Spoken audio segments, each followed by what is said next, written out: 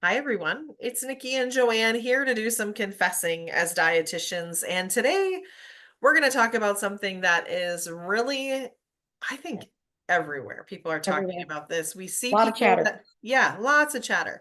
Hmm. We see people that are losing weight. We see people talking about this. It's GLP-1.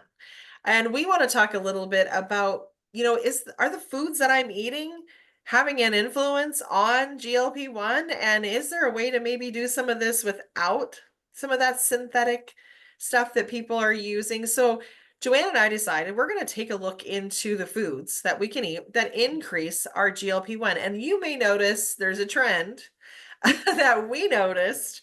We'll have a test at But the end. We'll test you yeah, at the end to see if you notice. big Okay. test, big test at Big the end. test. So Joanne, just shoot it at us. Let us know what those food sources that you're finding that can help Okay. increase our Well, first GLP-1. of all, the GLP-1 anti-hunger hormone is actually produced in your gut.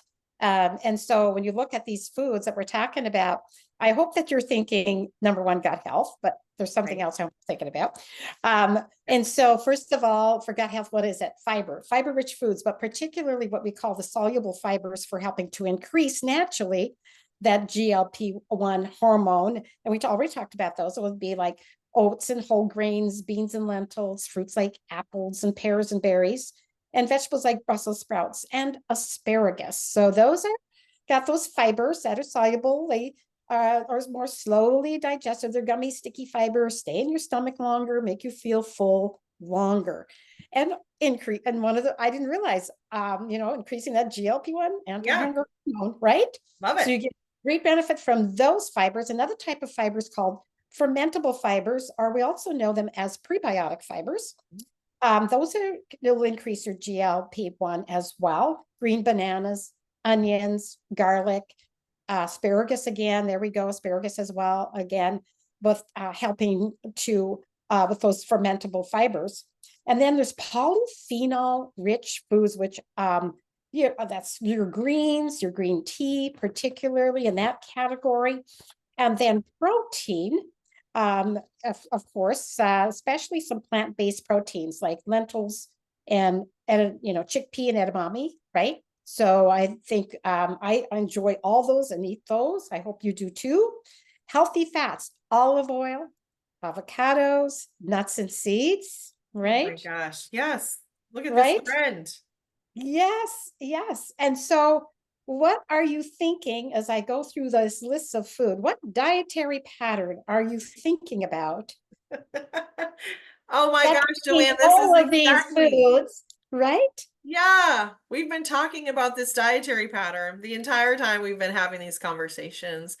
It screams Mediterranean diet to me. It does, And absolutely. I see this as, when we're looking at GLP-1, a hunger hormone, right? Anti-hunger hormone. Anti-hunger We're hormone. trying to control hunger. We're Yep. talking about foods that are high in fiber, nutrient dense, slower moving through your system, giving you a ton of nutrients, helping with gut health. And when we have good gut health, our gut and our brain have some significant conversations together, Mhm, right? mhm. And telling us That's we're right. full, all of that. I mean, it just makes Yes. sense. So if you're thinking about digging into GLP-1, maybe you're thinking, people that are synthetically doing some things to increase their GLP-1. I do want you to know that on the horizon, we have something that's coming along, another activator that's working to be able to help your body make more GLP-1.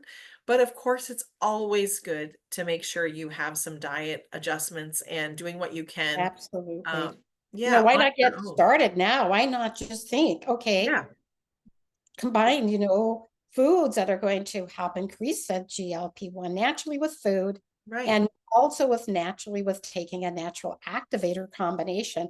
Mhm. How great is that for not just for, weight management, but just think about your overall health. And I love what Right. you said, Nikki, about the gut in the brain and that how your appetite control center is really in your brain and that your gut communicates with your brain to tell you you're full.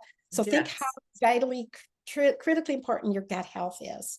And we'll talk a little more about prebiotics and probiotics and coming up in another conversation, but that Absolutely. would be super helpful too. for increasing those anti-hunger hormones in your gut. So more Well, to come. and exactly, more to come, and definitely doing, we know that it's just not just one thing or the other. We've talked about everything melding together, and just what Joanne said, it's a combination of things. So we want to make sure we're all actively working to age differently and fight That's right. disease along with weight management. So thanks you guys. We Got love it. it that you're here. I Yes. love all those foods on the list, I, including I, Brussels I do too. sprouts. And you know Yeah. what is so good, before I let these guys go? My confession, like I said before, we don't eat steamed vegetables, right? You take those Brussels sprouts and roast them. Oh, Yes. they are Oh, so with good. balsamic glaze on top as Yes. well. Yum. See, like we know how Yes. to do it. We Changes them know how up to do it. completely. Yep. Right. Got it. All All right. right. Thanks, you guys. Have a good rest of your day. Thanks so much. Thanks, Bye-bye. Thank you Joanne. for joining.